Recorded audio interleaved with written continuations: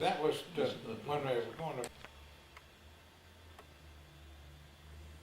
I want to say welcome for the Wildlife Society and the North Carolina chapter of the Wildlife Society. I'm Bob Hazel. We're in Whiteville, North Carolina. The date is February 22, 2007, and we're in the home of John R. Kennedy. Our purpose in being here today is to record for the Wildlife Society an interview with John Kennedy, in which he will describe his experiences during his career in wildlife conservation and management. This is part of a program originated by the Society a couple of years ago. The idea is to record the history of the early beginnings of the wildlife conservation and the progress that's been made. And John Kennedy is one of the pioneers in wildlife management in North Carolina, having worked from the early days of the program and pioneered some of the early development in law enforcement program. So John, we want you to tell us about your career in wildlife management, the good and the bad, however you want to tell it. And I would suggest just begin with your family background, how you got interested in the career in wildlife management, and your first job, and go from there, or any way you want to tell it. Okay, thank you, Bob. I grew up in Hillsboro, or 4 miles north of Hillsboro in Orange County, and that red clay up there. And of course, I did like everyone else my age. We hunted and fished principally for quail, rabbit, squirrel, occasionally a duck, and fished in the Eno River. When I finished high school, I went for a brief time to North Carolina State, and my father died suddenly in 1951. That kind of put me at loose ends, and I ended up in the Marine Corps. From the Marine Corps, stationed around in the western part of the United States. And there I got a chance to see some of the national parks and state parks in the state of California and those people, and I thought, that sounded like a pretty good job there. Like to me, that was something that I'd like to do. So when my stint in the Marines was over, I returned to Hillsboro and applied for North Carolina Wildlife Officer School.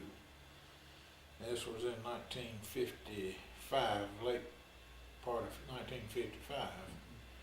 However, the school had just been completed for that year, and so that put me having to wait for a year. So I got a job with the Department of Motor Vehicles at Hillsboro at a truck weighing station.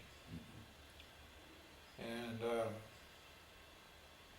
the next year, I saw in the paper where some wildlife officers had graduated from school, and so I'd missed that school for some reason, but that caused me to get in my car and I go to Raleigh, and I find the wildlife office, which was in a little office building out on, I believe it might have been Glenwood Avenue. And went to see Walt Anderson. If you recall, he was the chief at that time. Told him a little story, and Walter's, he gave me an application and envelope with a stamp on it, and addressed it to him, said send it in. And I did, but that made me have to wait another year. And so I went to the enforcement school in August of 1957. At that time, school was 3 weeks long, and then after school you waited until a vacancy occurred, and so the vacancy occurred in February of 1958, and I transferred from the DMV to North Carolina Wildlife Commission. I was first stationed in Weldon as a trainee in District 3. I spent the early part of that training period learning boating and fishing enforcement, because that was the capital of the rockfish, and lots of activity. In May of 1958, we had another in-service school that I was attending, and Raymond Watson, who was the supervisor in District 2, introduced himself and told me that when that school ended, I'd be stationed in Burgaw. And so we moved to Burgaw, and thoroughly enjoyed that time in Burgaw. Holly Shelter was a big source of problems and a lot of activity. The men that I'd replaced had lived on Holly Shelter, and but the Wildlife Commission was going to put a refuge manager in that house, and so I had to find housing elsewhere, which I did. And there I began my real career, I would say, and were pretty much operated on your own there. Communications was terrible. It was almost line of sight from one car to the other. You can remember those old radios. And Yeah, in fact, not everybody had them. well, that's true. If I wanted a portable, I had to get it from somebody else, Yeah.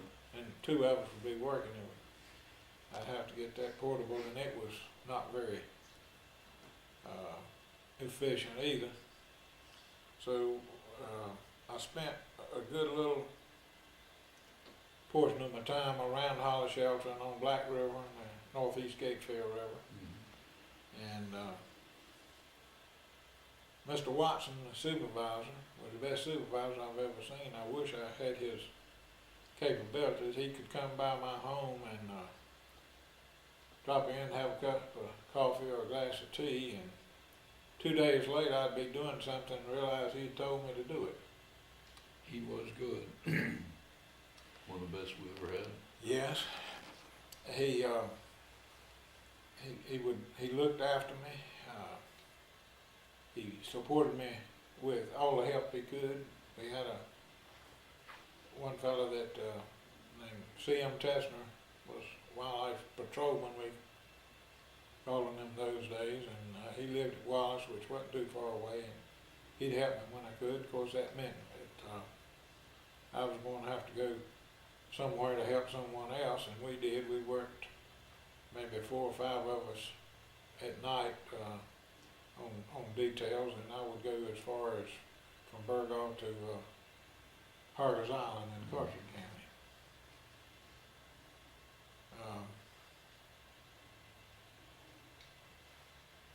I really started my career 10 years after the formation of the Wildlife Commission.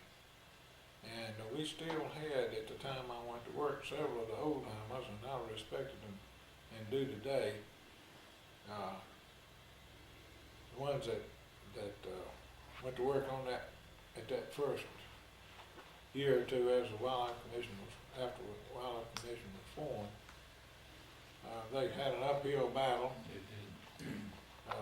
Problems with the court, problems with hunting clubs, lack of equipment, and fortunately I got to see them and work with them and find some of the things that they had learned over the years and apply it to with a little bit more modern technology that we slowly accumulated.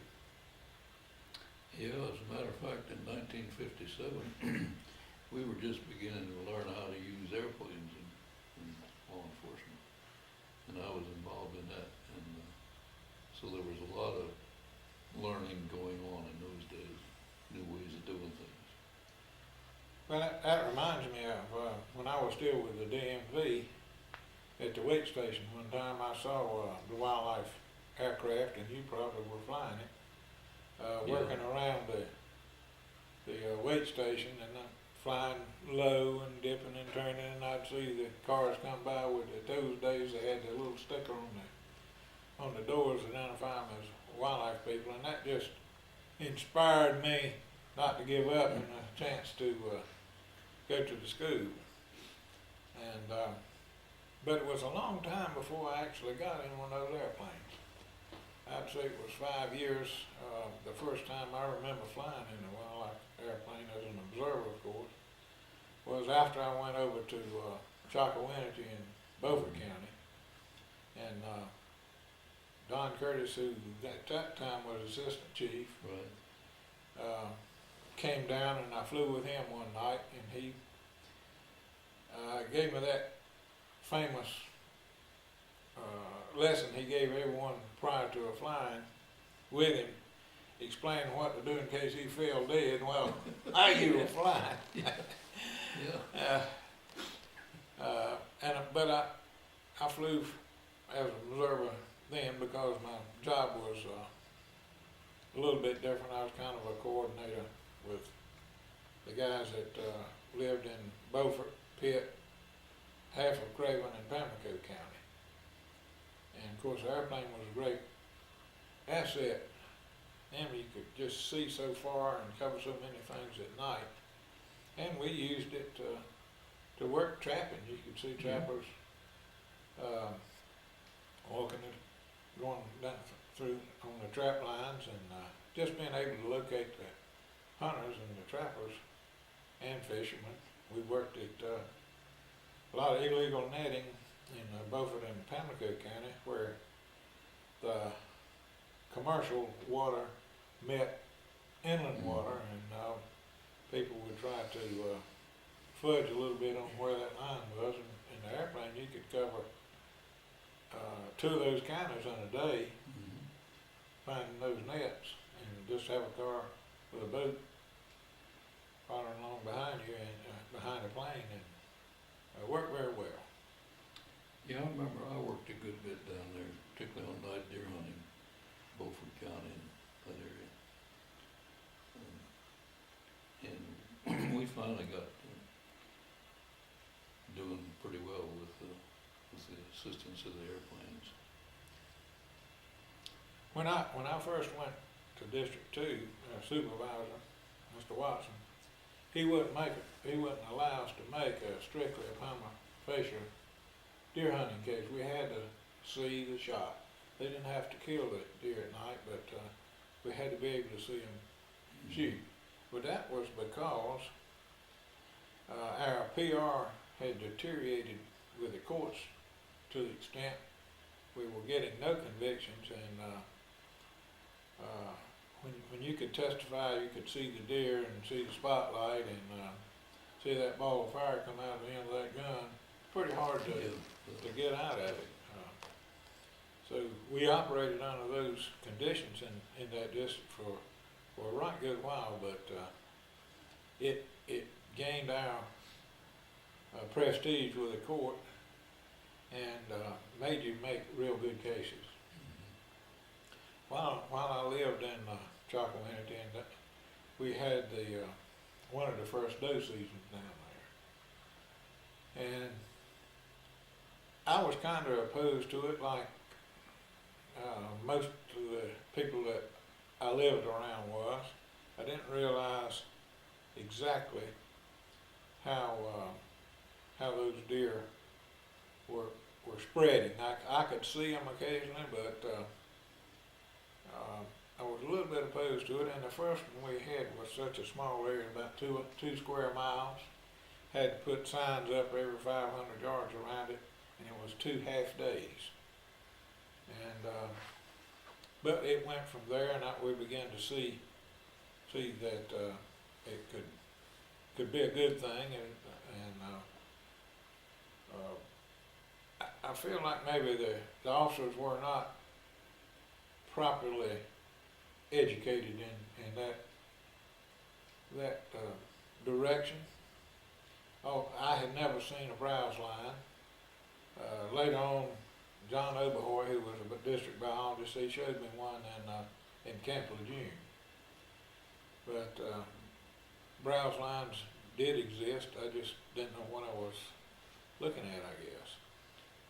You know, that's an interesting thing you mentioned, that in the early days of our training program, the officers didn't really get any training in wildlife management, and we tried to do some of it later on, so they would understand why we did this and that and the other thing. Well, it would, it certainly was something that was needed. Yeah. John, and I know him today and I've kept up with him, was a fine person, but he had a hard time convincing me that we ought to kill more deer. And there we were out working night and day trying to keep people from killing them. In addition to that, we had, while I was stationed at Charcoal Manager, we had the first no-wake zone for boating. In 1959, the General Assembly of North Carolina bestowed upon the Wildlife Commission the problems involving boating safety and the boat registration for the state, so it would comply with the federal requirement, and so we had that first no-wake zone. It was in Broad Creek, if you recall, down at. I remember. And it was something that was real it was popular with the general population, but wasn't very popular with the people that had those yachts in Broad Creek. And we would go down, 3 of us, 2 of us to board the boats, because it was big boats. One to operate our boat, two to go aboard and write the citation for the no-wake zone. And in those times, at about that same time, the marine toilet requirement came into effect, and Broad Creek was one of the inland waters where you had to have an approved septic system on the boats, and we had to go through that. And I'm sure your phone rang just about every Monday morning. It did. Done it during the summer. Yep. For something that we had done that didn't meet approval of some skipper on a yacht.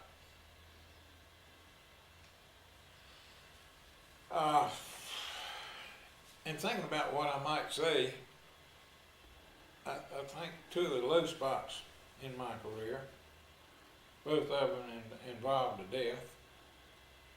John Oliver Edwards, who was killed one night coming back from a night deer hunting detail. In a fog, he hit a bus or a bus hit him. I never knew, and we never knew which it was. Killed John instantly. John had kind of taken me under his wing when I first went to Burgaw, and he was wise, good woodsman, and I missed him tremendously. And then Lloyd O'Neill Mays, that was murdered up in Halifax County. Lloyd had been here in Robinson County, and I'd seen him almost daily for about 4 years. Then he got promoted and went up there and ended up getting murdered. Lloyd was a very capable person. He'd been in special forces in Vietnam. He was a mild-looking guy, lots of talent, and it really surprised me that someone was able to murder him. Although I must say, in Lloyd's behalf, he did get one of them before he was killed. He managed to get one shot off. That bothered me tremendously. But now Lloyd's death caused a tremendous change in our equipment. We got good flashlights. We finally determined that that little flashlight that he had probably may have came apart during that scuffle, and that may have contributed to his death. And immediately after then, we all got those good flashlights that were very hard to break, and we got a better radio system. Yeah. came along about that time. Probably should say that while I lived in Chaco Energy, that my wife was a dispatcher, I'll call it, for the Wildlife Commission. I had a little radio in the house, and she being a non-working mother, was she'd just be home, and if she heard somebody calling on the radio for assistance or wanting a message relayed, she would do that. And it wasn't long after we moved to Whiteville that that changed, and the radio system really got lots better. And that brought the whole state closer together, in my opinion. Yeah, you know, a lot of the wives served that role in those years. My wife did. I had a radio in the house when I was chief of the division, and she answered it. She didn't get paid for it. But you know, the early days, the whole family was involved in operations. It was kind of, wasn't expected of them, but they all fell in there and supported what the husband was doing, took part in. Well, I know you wouldn't have blessed it when you were the chief, but I heard Shirley one time with us on a night operation when I was going to be on foot, stay in one little spot in Pamlico County, and of course I had sleeping bags and all this stuff we carried, and we went down to Pamlico County, and Dennis Barkley, who was stationed in Orlando, was going to put me in position. And I got out of the car, and Shirley got out with me. I said, Dennis, Shirley's going to go with us tonight. And he said, well, I reckon it'll be all right. Good for him. And she got to see people come by and shining the lights, you know, when we stopped the car too, and made an arrest that night. But I'm sure that they wouldn't have couldn't have had your blessings. You didn't need to know everything.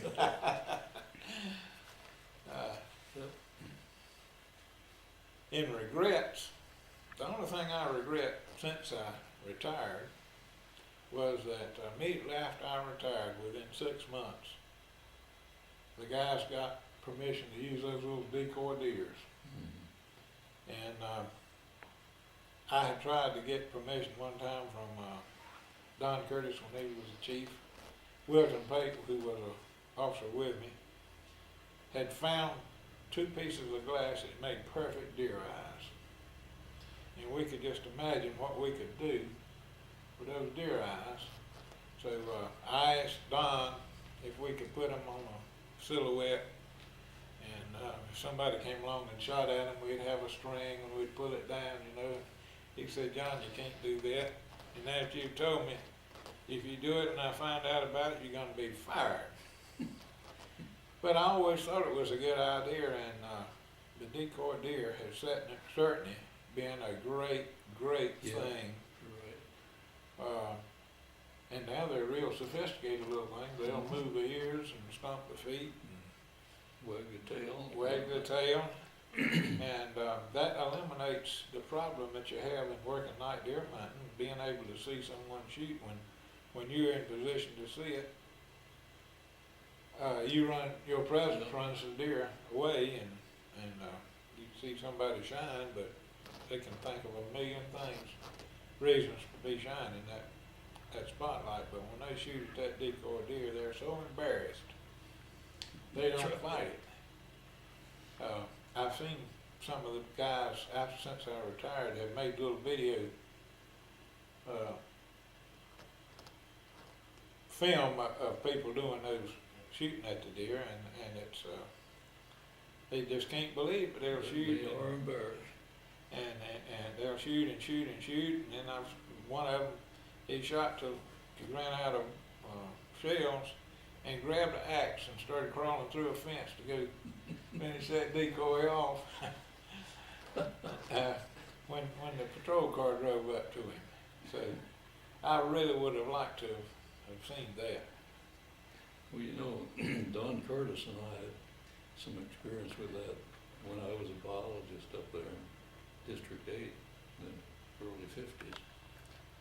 Someone, I don't know who, had come up with a stuffed deer that they didn't want.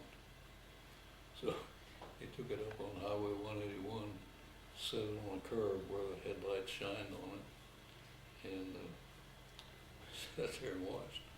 And a car came along, backed up and turned the lights on it, you know. But they didn't shoot. Finally, when the guys got out and picked up a rock, threw it at the deer, hit it in the head, and it fell over. He went run, get in the car, and said, "Good God, you've killed it!" And they took off, you know. But we couldn't make a case, of course, with it then. But that did turn out to be quite a tool. Well, you were also involved in some of the commission's undercover work. I think that was real interesting. That was probably one of the most interesting things I did. This was about 1974, I believe. The U.S. Fish and Wildlife Service employed one of their first field agents, female field agents. Her name was Lucinda Delaney, Cindy Delaney. I remember. And someone came up with the idea that she was going to come down here in District 4 and make some purchases of illegal stuff. And I talked my supervisor at that time was Leon Lineberry into letting me work with her because I knew she wasn't going to know where to go. And she was fresh out of University of Maryland with a degree in criminal justice. And so he consented, and I rather reluctantly he consented to let me join her on that. And she showed up at my house. We hit it off real good. And she was smart, and we started buying deer and freshwater fish around, and we learned as we went.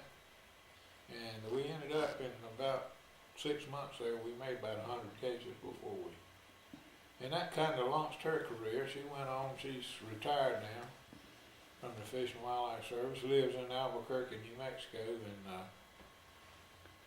has written a book on her exploits called Hunt for Justice.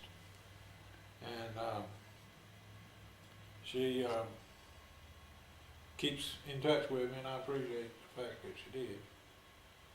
And I think that little escapade that we did enabled the Fish and Wildlife Service and several other states maybe also to use undercover techniques that, because there's some crimes in wildlife matters that you can't do with uniform. That's true. And merchandising of wildlife is one of them.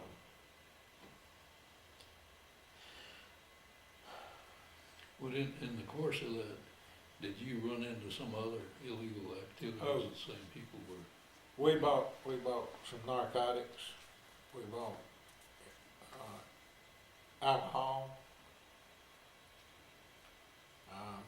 stolen goods. What we did, we would, when the opportunity arose, we would take it, and then when we got ready to conclude our operation, I just contacted the authorities that would have jurisdiction over that, you know, and they prosecuted it too.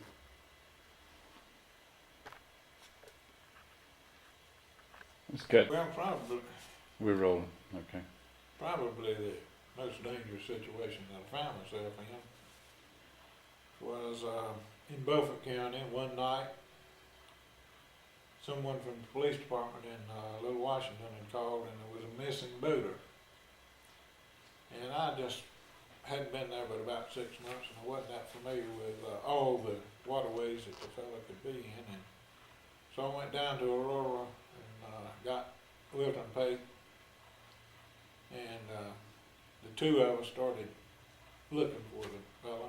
Wilton knew that the fella was prone to drink too much alcohol, and he would probably just be out of gas or having engine trouble or something.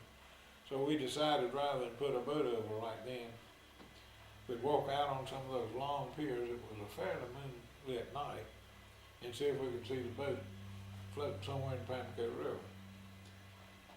We pulled into